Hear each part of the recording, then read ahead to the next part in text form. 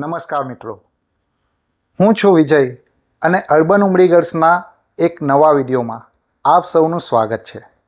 આ વિડીયોમાં આપણે તાજેતરમાં રિલીઝ થયેલી ગુજરાતી મૂવી બચ્ચુની બેનપણીનું રિવ્યૂ કરીશું અને જાણવાનો પ્રયાસ કરીશું કે આ ફિલ્મ પૈસા વસૂલ છે કે પછી ડબ્બાગુલ.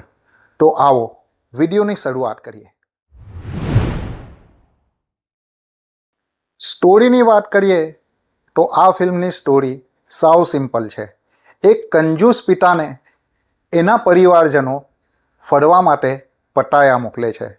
હવે આ પિતાનું પાત્ર એટલે કે આપણા સિદ્ધાર્થભાઈ રાંદેરિયા કયા કારણોસર આટલા કંજૂસ છે અને એમની સાથે પટાયામાં શું શું ઘટનાઓ બને છે એ આ ફિલ્મની સ્ટોરી છે. એક્ટિંગની વાત કરીએ તો તમામ કલાકારોનું કામ સારું છે, પરંતુ જેવું દરેક ફિલ્મોમાં બનતું આવ્યું છે તેવી જ રીતે સિદ્ધાર્થભાઈ રાંદેરિયા ફિલ્મના તમામ એક્ટર્સ ઉપર ભારી પડે છે અને આ ફિલ્મમાં રત્ના પાઠક શાહનો અભિનય એ આપણા સિદ્ધાર્થભાઈ રાંદેરિયાને ઘણી સારી એવી ટક્કર આપે છે અને એમની એક્ટિંગ પણ ખૂબ જ સરસ છે.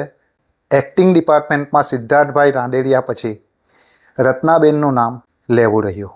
આમ સિદ્ધાર્થભાઈ રાંદેરિયા પછી એક્ટિંગની વાત કરીએ તો રત્ના પાઠક શાહ એમની જે એક્ટિંગ છે એ તમામ દર્શકોનું ધ્યાન ખેંચવામાં સફળ રહે છે.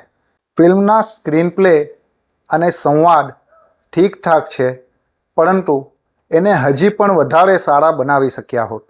ફર્સ્ટ હાફમાં ફિલ્મ ખૂબ જ સારી રીતે ચાલે છે, પરંતુ ઇન્ટરવલ પછી તો આ ફિલ્મ જાણે આપણને પટાયા દર્શન કરાવવા માટે લઈ આવ્યા હોય એવું જ લાગે છે. પટકથા લખવામાં થોડી કચાશ રહી ગઈ હોય એવું મને લાગે છે. સ્ક્રીન પ્લે હજી થોડો ટાઈટ રાખ્યો હોત તો વધારે મજા આવી હોત.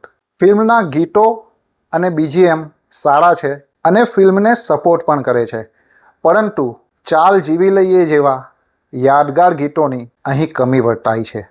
એ સિવાય વાત કરીએ કેમેરા વર્ક અને સિનેમેટોગ્રાફીની તો એમાં ફૂલ માર્ક્સ આપવા પડે, કારણ કે જે રીતે આ ફિલ્મમાં પટાયા દર્શાવવામાં આવ્યું છે એ ખૂબ જ સુંદર લાગે છે અને વગર પાસપોર્ટે આપણને થિયેટરમાં બેઠા બેંકોકની મજા આવે છે. મારું એવું માનવું છે કે ફિલ્મનું એડિટિંગ હજી થોડું ધારદાર બન્યું હોત તો ફિલ્મની લેન્થ હજી થોડીક ઘટાડી શકાય હોત. એ સિવાય દિગ્દર્શનની વાત કરીએ તો દિગ્દર્શન આ વખતે કાચું છે.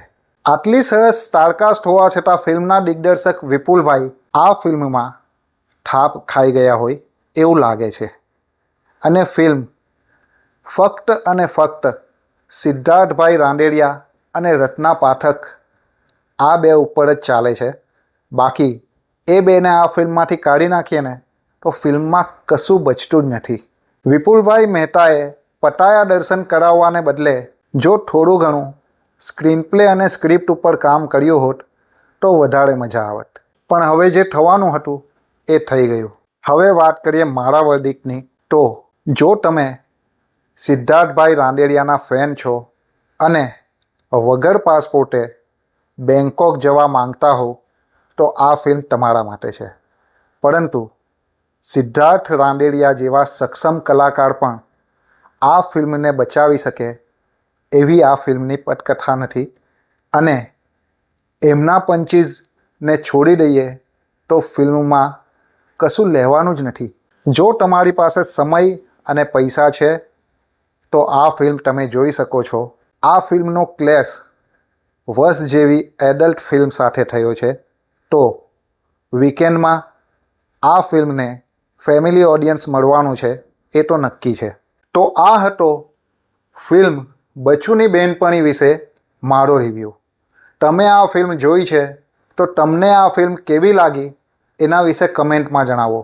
આવા વધુને વધુ વિડીયોઝ નિયમિત રીતે જોવા માટે અમારી YouTube ચેનલ અર્બન ઉમરીગર્સને સબસ્ક્રાઈબ કરી દો.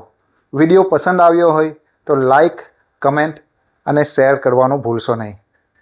હું વિજય આપની રજા લઉં છું. નવા વિડીયોમાં ફરી મળીશું. ત્યાં સુધી રજા આપશો અને વિડીયો જોવા બદલ આભાર.